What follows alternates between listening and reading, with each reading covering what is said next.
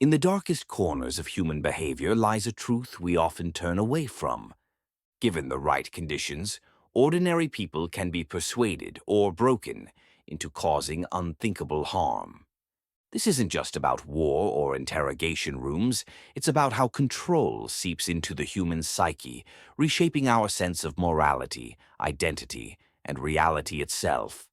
Torture, at its surface, is a violent act, but underneath, it is a tool of psychological conquest, designed not just to hurt, but to reprogram. And more disturbingly, it often works. This is not a history lesson. This is a dive into the psychology of control, obedience, and the machinery of fear. A place where the mind becomes both the weapon and the battlefield.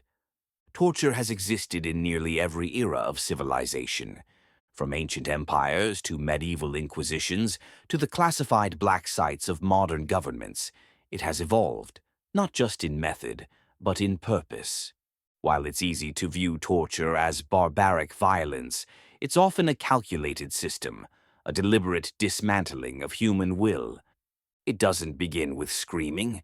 It begins with isolation, with uncertainty, with the erosion of time, routine, and control. The victim is cut off from identity, support, predictability. Then the rules begin to shift.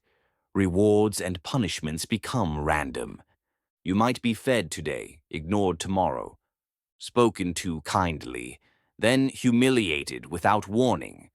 This isn't just suffering, it's a form of psychological fragmentation. Psychologists call this learned helplessness. It was first observed in lab animals, dogs shocked randomly in cages, eventually giving up trying to escape.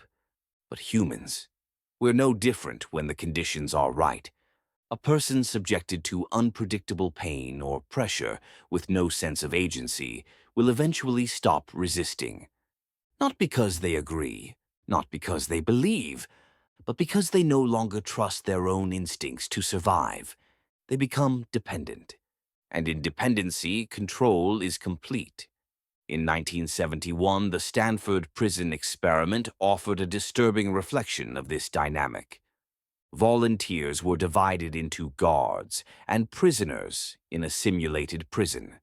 Within days, the guards, young, average men, began to humiliate and dominate their peers. Sleep deprivation, forced exercise, dehumanization, verbal degradation. They weren't instructed to do this. They simply stepped into the role. What this shows is terrifying. We don't need to be monsters to act monstrously. Sometimes a role, a uniform, a title is all it takes. Power doesn't always corrupt through hatred. Sometimes it corrupts through permission. One of the darkest truths about these methods is that they don't even guarantee truth. People under intense psychological stress, fear, pain, isolation, will say anything to make it stop.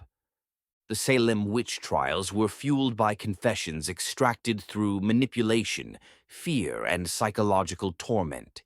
And in modern times, the CIA's own investigations into enhanced interrogation showed that many of the leads they got were false, fabricated just to stop the suffering. But maybe that was never the point. Maybe truth was never the goal. Maybe control was. A false confession, after all, still proves dominance. It tells a story.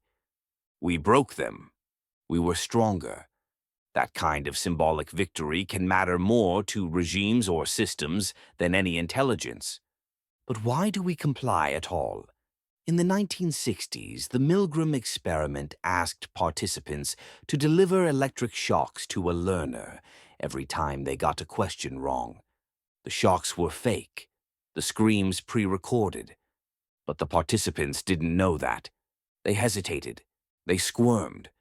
But most of them continued, well beyond the point they believed they were causing real harm. The key factor: a calm man in a lab coat saying, "Please continue." This was enough to override their moral resistance, because when authority speaks, we often listen. Not out of agreement, but out of conditioning. This experiment uncovered a truth society doesn't like to admit, that we're trained to obey, that we fear stepping out of line more than we fear doing what feels wrong. And what happens when the system itself is corrupt, when cruelty is normalized, when institutions use language, security, order, national interest to justify suffering? Then morality becomes a product of permission.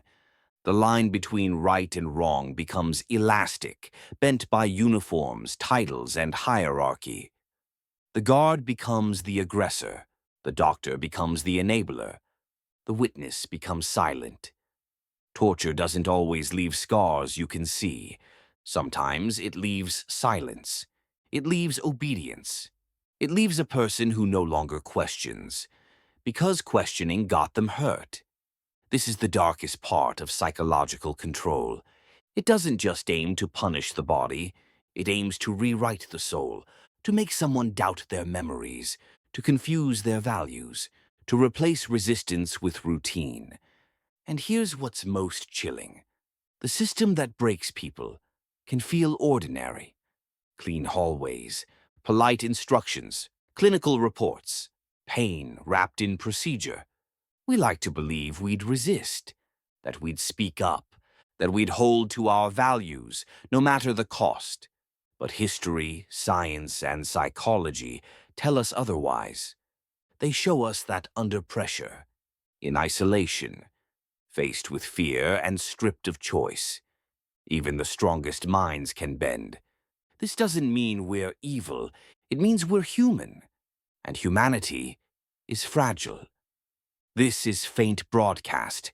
If this disturbed you, intrigued you, or challenged your assumptions, subscribe. Because the most terrifying stories aren't urban legends. They're not monsters under the bed. They're the systems we live inside, the rules we follow without question, and the lies we tell ourselves to sleep at night. The most terrifying stories are the ones we don't even know we're part of.